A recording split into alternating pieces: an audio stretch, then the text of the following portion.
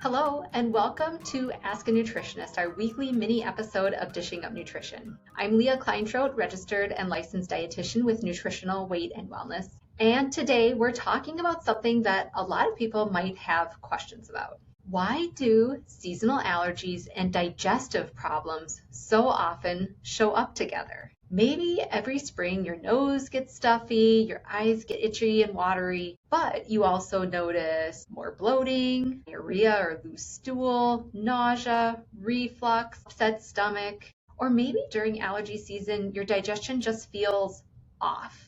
You're not imagining it. Your gut and your immune system, and by extension your allergies, are deeply connected. And today we'll break down what causes this connection, how to manage symptoms, and how to support your gut to improve your allergy resilience overall. So let's dive in. So first, let's answer the question, can seasonal allergies be a contributor to your digestive problems? The short answer is yes, absolutely. Seasonal allergies can contribute to digestive symptoms in several different ways. Some of those common GI symptoms, I mentioned them earlier, would be diarrhea, maybe actually constipation, bloating, gas, nausea, acid reflux, and you might even notice that you seem a little bit more sensitive to some of the foods that you're eating. For some people, allergy season can even flare up other conditions like IBS or eczema, migraines, or even just kind of an overall fatigue. So what's happening? Why are allergies and digestion connected? To understand this, where my brain goes is we have to think about where our immune system lives. About 70 to 80% of your immune system lives in and around your gut. Your gut lining acts like a security barrier or border patrol. It helps decide what gets absorbed into the body, what stays out, and how strongly that immune system reacts to potential or actual threats around it. So when seasonal allergies kick in, your immune system becomes more highly activated because now all these allergens are floating around in the air around us. Your body releases inflammatory chemicals like histamines, cytokines, and mast cell mediators. And these chemicals don't just affect the nose and the eyes, they affect your entire body, so this can include your digestive tract. And histamine is a big piece of this puzzle. Most people have kind of heard that term histamines before. It is one of the major chemicals that is involved in allergies. And so when pollen exposures rise, histamine levels rise also. And histamine can affect digestion in several ways. It can increase intestinal inflammation, speed up bowel movements, so kind of thinking again more along the lines of diarrhea or loose stool, but it can also increase stomach acid, cause cramping, nausea, and just make the gut a little bit more sensitive overall. So that's why some people notice looser stools or an upset stomach on higher pollen days. Another important factor is something called intestinal permeability, or more people might know it as leaky gut. So inflammation coming from stress, a poor diet overall, a host of different medications, infections, alcohol, or chronic allergies, over time these can kind of weaken that gut lining. Then when the gut barrier just becomes irritated, especially during that higher seasonal allergy time, the immune system reacts more easily. Food sensitivities can increase, the histamine reactions can worsen, and inflammation becomes more widespread. So allergies can aggravate the gut, and an unhealthy gut can worsen allergies. It becomes kind of this vicious two-way cycle. You might find digestive changes also from post-nasal drip. This can apply to anybody, even if you don't have allergies. When you have allergies, or say if you get a cold or something that irritates the sinuses anytime during the year, you can swallow that excess mucus from post-nasal drip throughout both the day and the night. And this mucus contains inflammatory compounds and allergens. So for some people, this irritates the stomach, again, can cause nausea. You just might not have as much of an appetite. It can trigger loose stools. It can contribute to bloating. And especially in kids, this allergy-related mucus drainage can cause stomach aches, or they might complain of more stomach aches when this is happening. So how should you prepare your gut for allergy season? If you know allergy season is coming and those uncomfortable symptoms often follow, there are things you can do proactively. I like to think of allergy season preparation similar to cold and flu season preparation. The goal is to try to clear the slate, if you will, and just strengthen the immune system before that assault of all those pollens come in and the symptoms peak. So here are some of the most effective strategies. First and foremost, I think about let's put as many resources as possible into our troops or into that border patrol that's at the front lines. Let's prioritize anti-inflammatory foods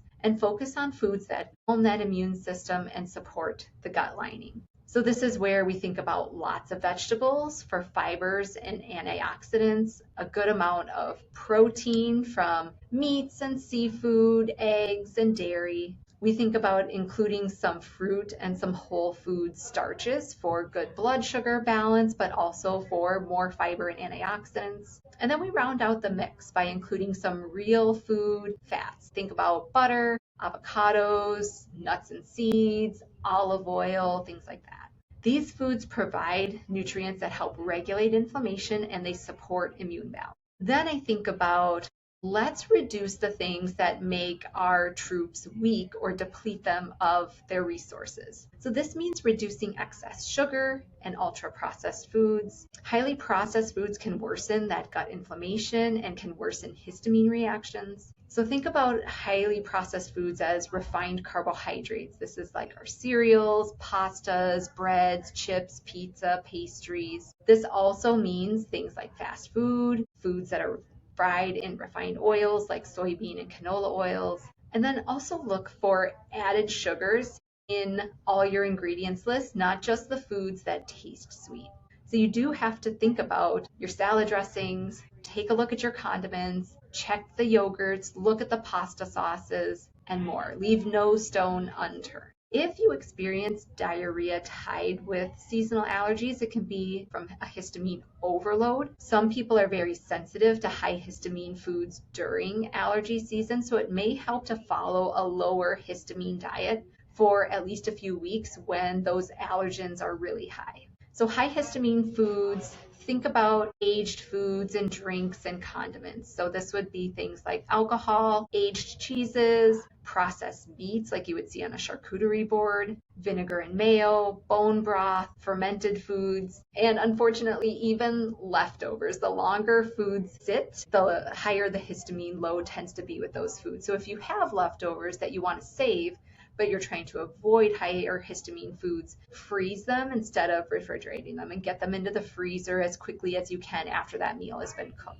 So temporarily reducing those foods during that peak allergy symptoms may help just calm those symptoms down. It can also be helpful to focus on more gentle, easy to digest meals, especially when the gut is irritated. Simple meals are often best. So I like to think, especially as we move into spring allergy season, keep the soups and stews on the menu. It's not just for winter time or for those cold days, but keep them well into the springtime. Opt for meals that use more ground meats versus other cuts of meats, and think about using cooked vegetables versus raw vegetables where you can. And I'll also point out, make use of the variety of smoothie recipes that are on our website. Delicious, easy to digest, lots of different options for lots of different palate experiences. So there are also some immune boosting supplements that I recommend to help with gut health and some of that allergy regulation. None of these will probably come as a surprise, but we do have to cover the basics. We have to think about vitamin D.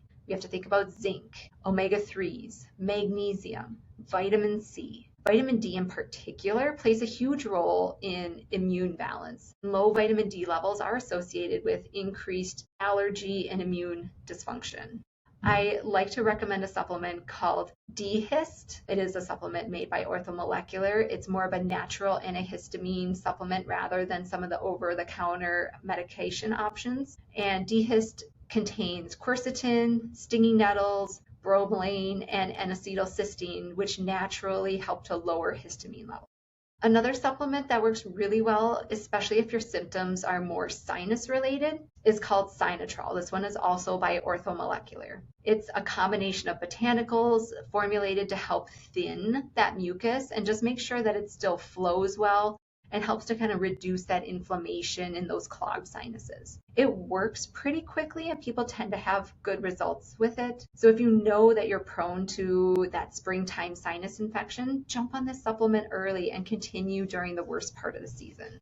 So let's talk about the gut. How do you heal your gut for seasonal allergies? This really actually is more of a long-term goal. We don't just want to quiet symptoms temporarily. We want to improve immune resilience. And healing the gut is not just about one supplement or one quick fix. It's more about curating and creating this environment where the gut lining, the immune system, and the microbiome can function well again. So this includes some of those things I mentioned earlier. Focus on consistent nourishment. Your gut cells regenerate constantly, and they need a ton of nutrients in order to repair and replenish. This means eating enough protein so that we have those amino acids available to repair the gut. This means consuming nourishing, healthy fats and getting essential vitamins and minerals from a variety of plant foods, mostly vegetables, but can include some of those starchier carbohydrates and some of those fruits.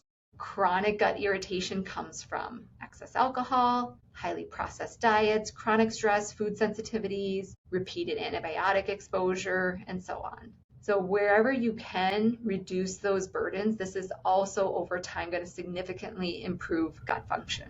Additional gut healing supplements that you may want to look at could be 3 to 5 grams of L-glutamine, a scoop of collagen powder, or 3,000 to 4,000 milligrams daily of omega-3 fatty acids. It is always helpful to get individualized guidance from a dietitian to find out what protocol works best for you. So in wrapping up today's conversation, if you struggle with both seasonal allergies and digestive symptoms, there's likely a real connection happening inside the immune system and gut. The encouraging news is that supporting gut health and inflammation balance through lifestyle and nutrition can improve both digestion and allergy resilience over time. These small, consistent habits matter more than overhauling or doing something extreme. And if symptoms are persistent or severe, working with a dietitian can help uncover maybe some underlying triggers that we haven't thought about, and also just creating a personalized plan tailored for your situation. So I want to thank you so much for joining me today. If you found this information helpful, please pass it on to someone who could benefit from listening. And if you haven't joined our Facebook group yet to connect with other listeners and our dietitians, you can do so by searching Dishing Up Nutrition on Facebook. We hope to see you there. Have a great day.